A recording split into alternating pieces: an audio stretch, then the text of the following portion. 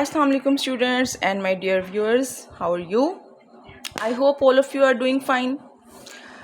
Or today I am back again with our continuity of tenses. तो आज हम करेंगे परफेक्ट टेंस। डिफरेंट हालतों में प्रेजेंट, पास्ट और फ्यूचर में परफेक्ट टेंस को आप कैसे अटेम्प्ट करते हैं, क्या पहचान होती है, क्या हेल्पिंग वर्ब होता है, क्या वर्ब होता है। So let's have a look at it. First of all, I have written the rules here.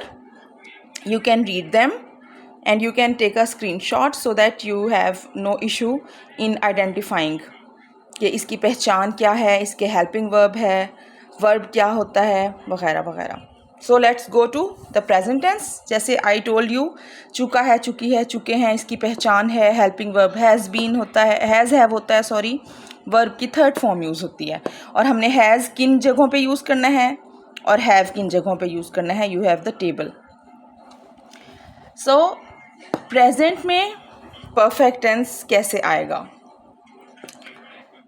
Has have का यूसेज है एंड इट्स अबाउट जो काम मैं कर चुका हूँ, ठीक है। The thing, the action which has been done, जो हो चुका है मुकम्मल। I have lost my wallet, मैं अपना वॉलेट खो चुकी हूँ, ठीक है। I have lost my wallet. अगर हमने इसी को पास्ट में करना हो, ठीक है, जिसमें चुका था आ जाता है, तो इसमें वर्ब की थर्ड फॉर्म अगेन ये परफेक्ट के जितने टेंसेस हैं उनमें वर्ब की थर्ड फॉर्म ही यूज़ होती है। ये कंटिन्यूटी आप नोटिस करेंगे। हेल्पिंग वर्ब जो है पास्ट में परफेक्ट टेंस का, वो होता है हैड। तो मैं अपना वॉलेट खो चुकी थी, अगर हम पास्ट में चले जाएं, I had lost my wallet. और अगर आप फ्यूचर में जाएं, खो चुकी होंगी मैं अपना wallet, although it's a probability, ये एक शायद वाले जुमले होते हैं। She will have lost her wallet, वो अपना वॉलेट खो चुकी होगी, या I will have, same cheese.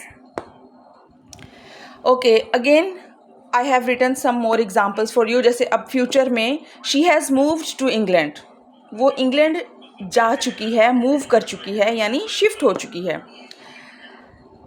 We have not met the principal, ये अभी प्रेजेंट चल रहा है गाइज, हम प्रिंसिपल से अभी नहीं मिल चुके हैं। Boy has taken his tea, लड़का अपनी चाय पी चुका है। See the chart again. अब अगर हम पास्ट में आए तो I have written the very famous sentence, आपने शुरू से बचपन से हम करते आए कि डॉक्टर के आने से पहले मरीज़ मर चुका था। तो हाउ इज़ इट पॉसिबल कि पाकिस्तानी स्टूडेंट्स हैं, पंजाब के एरिया से बिलोंग करते हैं और उन्हें टेंस करते हुए ये जुमला ना कराया गया हो। तो it is a nostalgic thing for me to discuss with you. The patient had died before the doctor came. Here let me tell you one thing, एक बहुत सिंपल सा रूल जो अक्सर हम बचपन में कंफ्यूज हो जाते थे, and I don't want my viewers to be confused right now, and that is, ये जो टू फ्रेजेस होते हैं ना, टू फ्रेजेस वर्ड्स होते हैं, टू प्रेडिकेट्स होते हैं, सॉरी, एक सेंटेंस में। I am sorry guys, I was a little bit distracted by my children. Doctor के the patient had died, before से आपने याद है कंजंक्शंस पढ़ी थी हमने, तो दूसरा प्रेडिकेट बिफोर के साथ अटैच करके है द डॉक्टर केम। तो इसमें फर्स्ट सेंटेंस में आप अपना हैड यूज़ कर रहे हैं, मर चुका था, हैड डाइड। और सेकंड वाला जो प्रेडिकेट है उसमें आप सिंपल प्रेजेंट टेंस में आ गए हैं वर्ब की सेकंड फॉर्म के साथ। It's a little reminder. Okay, अब अगर हम परफेक्ट टेंस के फ्यूचर सेंटेंसेस की तरफ चलें तो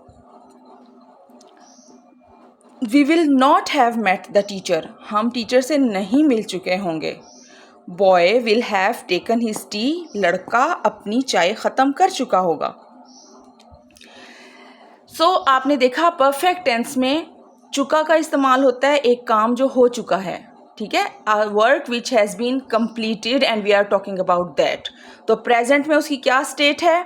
हैज़ हैव है, वर्ब की थर्ड फॉर्म है। पास्ट में उसमें हैड है हेल्पिंग वर्ब और वर्ब की थर्ड फॉर्म अगेन। और फ्यूचर में will have and shall have, will have का यूसेज है और verb की third form again. And as I told you that the use of shall has been